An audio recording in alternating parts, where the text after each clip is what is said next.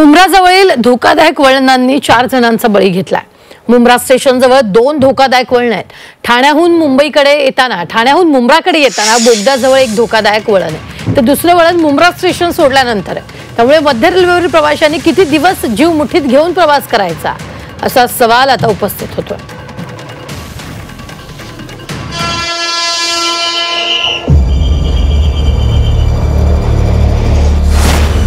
मुंब्र्याच्या धोकादायक वळणानं प्रवाशांचा बळी।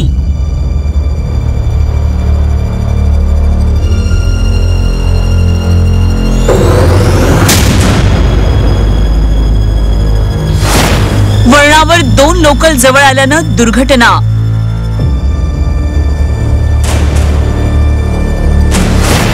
तक्रार करूनही रेल्वेनं दुर्लक्ष केल्याचा आरोप।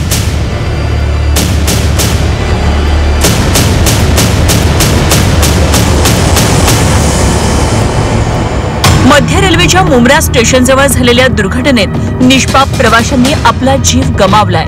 ही दुर्घटना रेल्वे प्रवाशांच्या निष्काळजीपणामुळे झाल्याचा आरोप होऊ लागलाय। फास्ट ट्रॅकवर मुंब्रा स्टेशनवर एक धोकादायक वळण आहे। या वळणावर लोकलमधील प्रवाशांना मोठा धक्का बसतो।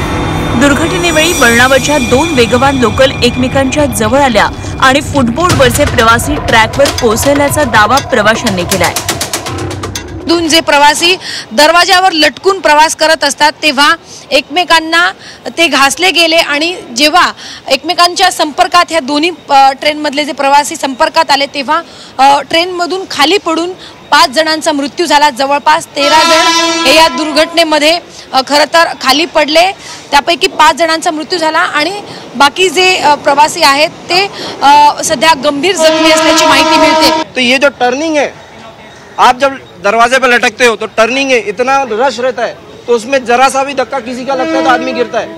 दीवा से लेके कलवा तक का ये पूरा पट्टा जो है डेंजर जोन है और यहाँ पे एवरी मंथ 4 से 5 अपघात होते। ये तो आज एक्सीडेंट हुआ कि झड़प में किसी के अंदरूनी कुछ हुआ, किसी का झड़प और इस तरह से लोग गिर गए। पर ये सच्चाई देखेंगे तो टर्निंग जो है पूरा डेंजरस है।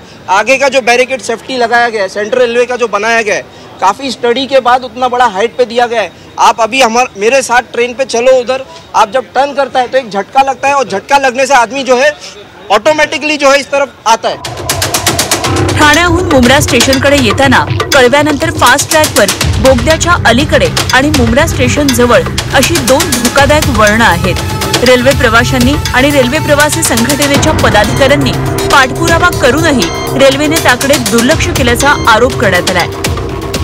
ह्या स्पॉटला अशी घटना घडू शकते तो कर्व आणि त्याच्या पुढे असलेला सिग्नल यातून नुकसान होऊ शकतं। तुम्ही त्याकडे लक्ष द्या।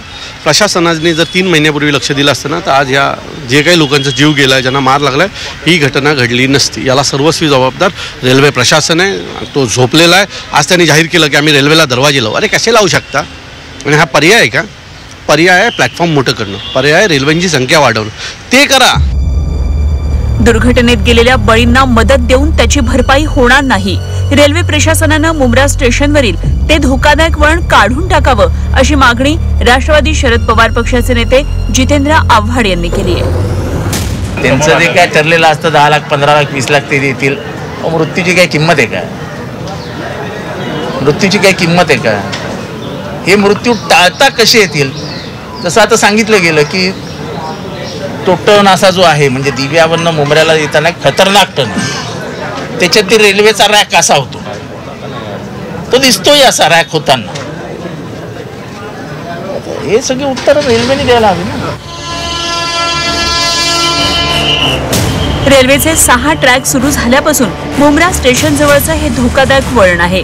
या वळणाकडे रेल्वे प्रशासनानं दुर्लक्ष केलं, त्यामुळे ही दुर्घटना घडलेली आहे। आता रेल्वे प्रशासन पुढच्या काळात ते वळण काढून टाकेल, पण या दुर्घटनेत जीव गेलेल्या निष्पाप प्रवाशांचा हकनाक बळी गेलाय हे विसरता कामा नये। सीमा आढे, झी 24 तास, मुंबई।